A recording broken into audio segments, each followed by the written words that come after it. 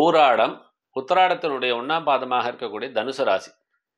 இதுவரை இருந்த அனைத்து விஷயத்திலும் சற்று தொய்வுகளும், தாமதங்களும், உடல் சோர்வுகளும் இருந்த தனுசு ராசி நேயர்களுக்கு ஒரு மிகச்சிறந்த உற்சாகத்தை கொடுக்கக்கூடியதாக அமைகிறது இந்த அனைத்து விதமான பெயர்ச்சிகளும். காரணம், உங்களுடைய ராசிநாதனான குரு பகவான் உங்களுடைய ராசிக்கு 6ஆம் இடத்தில் மறைந்தார். தற்பொழுது 7ஆம் இடத்திற்கு வந்து பகைஸ்தானத்தில் இருந்தாலும் பார்வைக்கு விசேஷம் இருப்பதால் உங்களுடைய ராசிக்கு 7ஆம் இடத்தை குரு பகவான் பார்க்கிறார். 7ஆம் பார்வையாக பார்ப்பது மட்டுமல்லாது உங்களுடைய ராசிக்கு தைரியஸ்தானமான 3ஆம் இடத்தை குரு பகவான் பார்க்கிறார். உங்களுடைய ராசிக்கு 11ஆம் இடத்தை குரு பகவான் பார்க்கிறார்.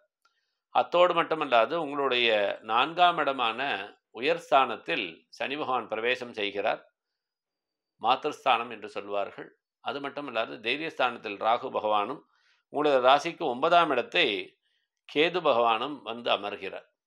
இந்த ஆண்டில் பார்த்தோம் அப்படின்னாக்க கலைத்துறையில் இருக்கக்கூடியவர்களுக்கும் சரி, சினிமா இண்டஸ்ட்ரீஸ், நடனம், இயல் இசை, நாடகத்தில் இருக்கக்கூடியவர்களுக்கு பாட்டு சம்பந்தமான விஷயங்கள், அதே மாதிரி ஒரு சின்ன சின்ன வாய்ப்புகளுக்காக ஏங்கி இருக்கக்கூடிய ஆர்டிஸ்ட், இந்த மாதிரியான எல்லா தனுசு ராசி நேயர்களுக்கும் இது மிகச்சிறந்த வாய்ப்பை கொடுக்கக்கூடிய ஆண்டாகத்தான் அமைகிறது. இந்த தனுசு ராசி நேயர்கள் அனைவருக்குமே எல்லா விதத்திலும் அனுகூலங்கள் சிறப்பாக அமைவதற்குண்டான வாய்ப்புகள் இருக்கு.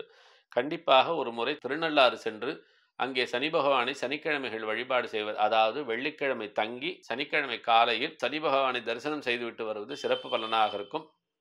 திருக்கொள்ளிக்காடு சென்று பொங்கு சனி பகவானை தரிசனம் செய்யலாம். பெரிச்ச கோயில், அதாவது காரைக்குடி திருப்பத்தூர் பக்கத்தில் இருக்கக்கூடிய பெரிச்ச கோயில் என்று சொல்லக்கூடிய ஒற்றை சனி பகவானுடைய சன்னதிக்கு சென்று தரிசனம் செய்து அங்கே வழிபாடுகள் செய்துவிட்டு வரலாம். அது மட்டுமல்லாது ஒரு முறை கண்டிப்பாக மாதம் ஒரு முறை, இந்த ஆண்டு முழுவதுமே மாதம் ஒரு முறை, அதாவது நீங்கள் பௌர்ணமி தான் போங்கன்னு நான் சொல்ல மாட்டேன், செவ்வாய்க்கிழமையில் போகலாம், இல்லை சனிக்கிழமையில் போகலாம், அந்த மாதிரியான ஏதாவது ஒரு விஷயம் வச்சுண்டு மாதம் ஒரு முறை திருவண்ணாமலை சென்று அங்கே கிரிவலம் செய்துவிட்டு வருவது உங்களுக்கு எல்லா விதத்திலும் மிகவும் எனர்ஜி, அதாவது சக்தியை கொடுக்கக்கூடியதாக அமையக்கூடியதாக இருக்கும். இந்த திருவண்ணாமலை சென்று அங்கே பிரதட்சணம் செய்துவிட்டு வருவதோ, திருவண்ணாமலை அண்ணாமலையாரை தரிசனம் செய்து விட்டு வருவதோ, அங்கே இருக்கக்கூடிய மகான்களுடைய சன்னதிகளை தரிசனம் செய்வது உங்களுக்கு எல்லா விதத்திலும் மிக மிக அனுகூலங்களையும் நீங்கள் இதுவரை எதிர்பார்த்திருந்த அனைத்து விதமான விஷயத்திலும் பூரண வெற்றியை அடையக்கூடியதாக இருக்கும். கண்டிப்பாக பணவரவில் எந்த விதமான தடைகளும் இருக்காது. உங்களுக்கு ஆக வேண்டிய செட்டில்மெண்ட் எல்லாம் பேச்சுவார்த்தை மூலமாகவே கண்டிப்பாக உங்களுக்கு சாதகமான நிலைகளில் வருவதற்குண்டான விஷயங்கள் கண்டிப்பாக இருக்கும். பகைஸ்தானத்தில் குரு பகவான் இருப்பதால் தங்களுடைய துணைவியாரை உடல் ஆரோக்கியத்தை மட்டும் சற்று கவனமாக பார்த்து கொண்டால் போதுமானது. மற்றபடி வேறு எந்த விதத்திலும் வெற்றி பூர்ணமாக இருக்கக்கூடிய ராசியாகத்தான் இந்த தனுசு ராசி அமைகிறது.